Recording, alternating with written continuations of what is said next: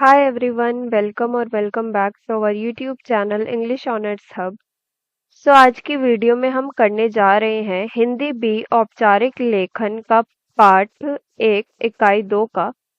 इकाई 1 हमारी पूरी कंप्लीट हो चुकी है हमारे YouTube channel English honours hub पे। तो अगर आपने इकाई 1 नहीं देखी है तो आप जाके देख सकते हैं, लिंक डिस्क्रिप्शन में आपको मिल जाएगा। तो आज का पार्ट है स्ववित्र लेखन। तो आइए जानते हैं इसके बारे में। सबसे पहले है प्रस्तावना। इस कंपटीशन के ज़माने के अंदर अपने आप को, अपने व्यक्तित्व को, अपनी योग्यताओं को बाकी लोगों से श्रेष्ठ दिखाना एक आवश्यकता भी है और एक चुनौती भी। इस संबंध में स्ववित्र का बहुत महत्वपूर्ण है। अब जानते हैं कि स्ववित्र का अर्थ क्या है और इसके स्वरूप के बारे में। स्व का अर्थ होता है अपना और वृत्त का मतलब होता है चारों ओर। यानी स्ववित्र का पूरा मतलब हुआ अपने चारों ओर, या अगर हम दूसरे शब्दों में कहें तो हमारी और हमारे आसपास की सराउंडिंग की जितनी भी जानकारी है वह स्ववित्र के अंदर आती है। अपने निजी जीवन के बारे में, साथ साथ अपने व्यक्तित्व के संबंध में सूचनाएं देना स्ववित्र लेखन कहलाता है। नौकरी या छात्रवृत्ति के लिए आवेदन पत्र लिखते समय या फिर किसी पुरस्कार या पदोन्नति आदि के लिए नामांकन पत्र भरते समय स्ववित्र देने की आवश्यकता पड़ती है। स्ववित्र के अंदर हम अपनी निजी जानकारी देते हैं, अपनी शैक्षिक जानकारी देते हैं, मतलब कि हम कहाँ तक पढ़े हैं और कार्य संबंधित हम कहाँ पे काम करते हैं, क्या हमारी योग्यताएं हैं, इन सब का बारे में बताते हैं। इन सब के बारे में बहुत ही शॉर्ट तरीके से बताते हैं। फिर है कि स्ववित्र लिखते समय हमें कुछ निम्नलिखित बातों का विशेष ध्यान रखना चाहिए ताकि जानकारी स्पष्ट रूप से उसमें आ जाए। सबसे पहले हमें अपना नाम लिखना चाहिए। सबसे पहले साफ अक्षरों में हमें अपना पूरा नाम लिखना है। उसके बाद जन्म तिथि। जन्म तिथि स्ववित्र के अंदर बहुत महत्वपूर्ण अंग है। जैसे अगर हम किसी नौकरी के लिए स्ववित्र लिख रहे हैं तो उसके अंदर कुछ एक एज लिमिट होती है, इसीलिए जन्म तिथि लिखना, जन्म तिथि देना बहुत ही महत्वपूर्ण हो जाता है। अब नेक्स्ट है माता पिता का नाम। अगर माता पिता का नाम पूछा गया हो तो हमें लिखना चाहिए, वरना नहीं। माता पिता के नाम लिखने के बाद हम संपर्क का पता लिखते हैं या फिर स्थायी पता लिखते हैं। सबसे पहले हम लिखते हैं कि जहाँ पे हमें पत्र चाहिए उसका पता लिखते हैं। अगर हमारा स्थायी पता अलग है और हमारे संपर्क का पता अलग है तो पहले हम संपर्क के पते को लिखेंगे, उसके बाद हम स्थायी पता भी लिख देंगे। उसके बाद नेक्स्ट नेक्स्ट आता है शैक्षणिक योग्यता। ये भी एक बहुत ही महत्वपूर्ण भाग है। इसमें सबसे पहले हम बताते हैं कि हमने 10th कहाँ से करी है, फिर इंटर यानी 12th कहाँ से की है, फिर ऐसे ऐसे शुरू करके बीए एमए जो भी हमने किया है वो बताते हैं। उसके बाद जब कोई भी अगर हम काम करते, कोई भी व्यवसाय करते हैं तो उसके बारे में बताते हैं। किस विश्वविद्यालय से हमने पास किया है, किस वर्ष में किया है, कितने नंबर आए हमारे, किस स्कूल से किया है या किस कॉलेज या संस्था से पास किया है, उनका विवरण दिया जाता है। अब नेक्स्ट है अनुभव संबंधी सूचना। यदि हम किसी नौकरी के लिए आवेदन पत्र के साथ स्ववित्र भेजा जा रहा है तो हमें, अगर हमारा कोई अनुभव है, इससे पहले भी हमने किसी जगह पे अगर काम किया है तो उसके अनुभव के बारे में हम लिखेंगे और किस संस्था में हमने कब तक कितने समय के लिए काम किया है उसके बारे में पूरा ब्यौरा देंगे। इसके अतिरिक्त विभिन्न प्रकार के शोध कार्य, सामाजिक क्रियाकलापों, अगर हमने कोई सोशल वर्क किया है तो हम उसके बारे में भी बताएंगे। अब नेक्स्ट है पाठ्येतर क्रियाकलापों संबंधित सूचना। कुछ कुछ संस्थाएं ऐसे भी होते हैं जिनमें हमारी एजुकेशनल क्वालिफिकेशंस के अलावा भी बाकी चीज़ों को ज़्यादा महत्व दिया जाता है। अगर हम किसी स्पोर्ट्स में अच्छे हैं तो हम उसका सर्टिफिकेट लगा सकते हैं, या अगर हमने कुछ और अच्छा काम किया है तो उसके बारे में हम लगा सकते हैं। वो हमारे विशेषताओं को और अच्छी तरीके से दिखाता है। और कुछ संस्थाएं इस प्रकार की योग्यता को बहुत ही ज़्यादा महत्व देती है और हमारे सिलेक्शन के जो चांसेस है वो भी बढ़ जाते हैं। अब है अन्य सूचना।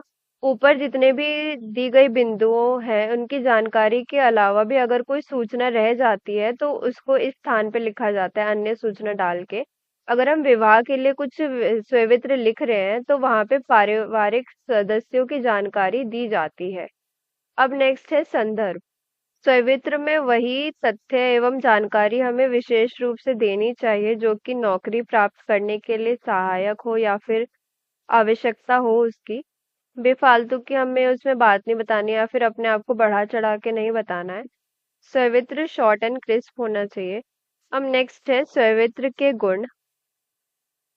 एक अच्छे सवित्र को में सामान्यतः कुछ विशेषताएं होती है जिन पर यदि ध्यान दिया जाए तो आवेदक के व्यक्तित्व के विभिन्न पक्षों में प्रभावकारी ढंग से रखा जा सकता है। यह गुण नीचे दिए गए हैं। पहला है पूर्णता। हर दृष्टि से सवित्र पूर्ण होना चाहिए। विषय से संबंधित सभी प्राथमिक सूचनाएं सवित्र में आ जानी चाहिए। कोई भी चीज छूटनी नहीं चाहिए। अगर हमने किसी विज्ञापन से देखा है कि नौकरी के लिए है तो विज्ञापन के अंदर जितनी भी उनकी डिमांड्स हैं कि हमें ये चीजें चाहिए तो वो सब हमें बताना है अपने सवित्र के अंदर। अब नेक्स्ट है संक्षिप्तता। हमें अनावश्यक चीजों का विस्तार नहीं करना चाहिए, उससे कम ही करना चाहिए। सभी तथ्यों एवं सूचनाओं को कम से कम शब्दों में देना चाहिए। और अगर हम किसी नौकरी के लिए या फिर विवाह के लिए सवित्र लिख रहे हैं तो वो एक या दो पेज से ज्यादा नहीं होना चाहिए। अब नेक्स्ट है प्रभावशाली।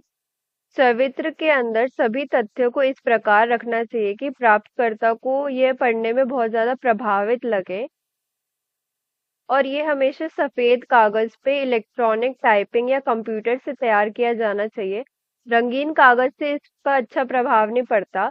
अगर कहीं पे टाइपिंग या कंप्यूटर मशीन नहीं है तो वह साफ अक्षरों से साफ कागज पे भी सवित्र लिख के तैयार कर सकता है। नेक्स्ट है प्रामाणिकता।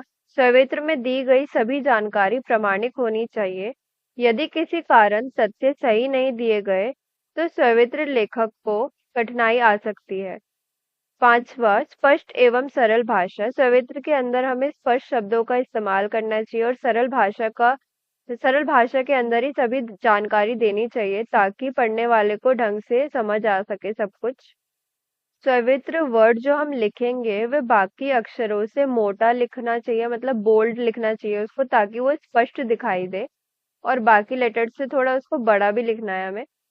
अब ऐसा भी नहीं करना कि सवित्र के बाकी अक्षरों को हम कुछ ज्यादा ही छोटा लिख दें। साफ एवं स्पष्ट अक्षरों में सवित्र लिखा जाना चाहिए।